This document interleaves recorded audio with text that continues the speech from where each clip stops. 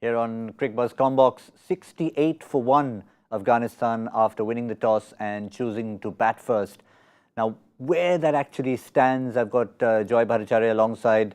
Joy, explosive start, particularly from Rahmanullah Gurbaz, but I think they've been sensible in not trying to be too hard, obviously looking at a 150 rather than a 180 as we had said. No, absolutely. They're looking at 6970, just one wicket down. They have a lot to do right now, and they have wickets in hand. That's really important. The only danger that they have is they have a situation. Gurbaz, I think, was explosive, 2 fours, 2 sixes. But one thing, if you look at that run rate, it's 28 of 24. At the end of the day, there were lots of dot balls they played, and that's relative inexperience. Similarly, Gunny has looked explosive. When he's hit the ball, he's hit it really hard. But in the overall taking, even the Sri Lankans would say perhaps a couple more wickets, but they're restricting them for just 70 is not such a bad thing for Sri Lanka as well. Yeah, we did see it from Afghanistan's perspective, but yes, if you do see it from Sri Lanka's perspective, they'll have sort of kept something in mind beyond which they wouldn't really want to chase. And in the context of that, with still enough overs to spin to come in the back 10, they'll be relatively happy with the proceedings at the 10 over mark. What about the Sri Lankan bowling so far? The wicket taker has been Lahiru Kumara with that really that quick delivery that Rahmanullah Gurbaz had no answer for. Pramod Madhushan, who's come into the side, he's been the most expensive, but otherwise the two names at the bottom, who bowled 3 in the first 10, have between them 5 to come. Absolutely, that is the game. The game is how well Zadran, Usman Ghani, all the batsmen play Thikshana and Hasaranga. 5 overs of that kind of spin, and at some point when they start pressing on the accelerator, because I don't think this is a Sri Lankan attack. Even Rajita is not the kind of bowler who bowls really well at the death. So assuming they have wickets in hand, they will go for 50-odd runs in the last 5-6 overs if they're there. How much do these guys restrict them? How many wickets they take? I think that is the crucial thing now. Afghan middle order versus Sri Lankan spinners, that's the game for us. But what's the game plan for Afghanistan? Because they will obviously have seen this on paper.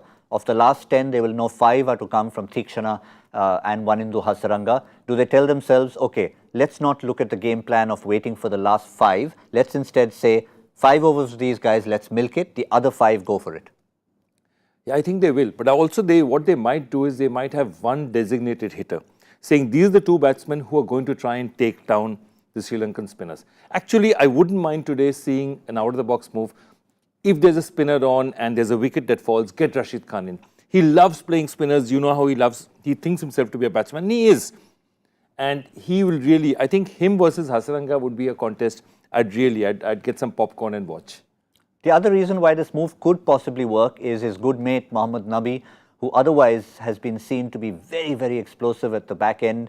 I remember in the CPL, he had come in and played an innings when the Jamaica side were completely out of the game and they went on to win the tournament. And that was one of the crux moment of the entire tournament when he came and hit some 3, 4 sixes towards the end of a game that was virtually done and dusted. Yeah, absolutely. You have that kind of batting firepower, and that's what I'm going to say, that if Afghanistan has to win this, and they've got some good coaches out there, they have to think outside the box. Rashid Khan, Mohammad Nabi, these are players who, with 4-5 overs left, could really take down spinners. And I think they need to, because I think the rest of the batsmen will take down the fast bowlers. The fast bowling, especially at the death, is not something that Sri Lanka is particularly adept at, given the number of seamers that they've lost for injuries. Now, the other trend, of course, we have, and it's been a historical trend, and I'm not sure how often it's happened in this tournament so far, is the infamous Cricbuzz Comm Box score. Have we taken a wicket? We have taken a wicket. We have taken a wicket. I'm just going to confirm that on the Cricbuzz app. And yes, it is Wanindu Hasaranga who's got that breakthrough.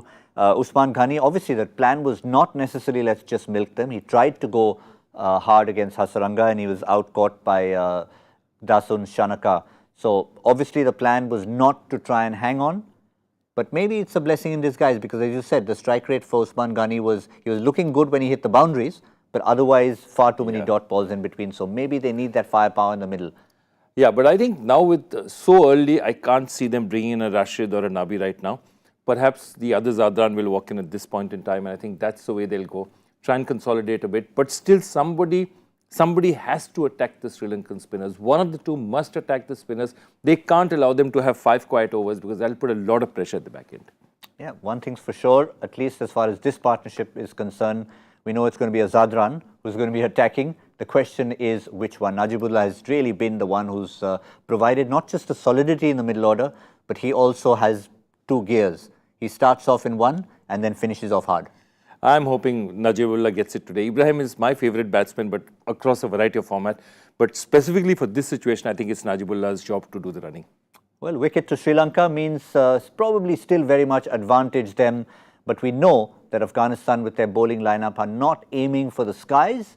Question is, can they get to about 130 or 140? That's all on Cricbuzz Comm Box. We'll see you in the mid-innings to see not just where Afghanistan lies, but where our predictions between Michael Joy and me also lie.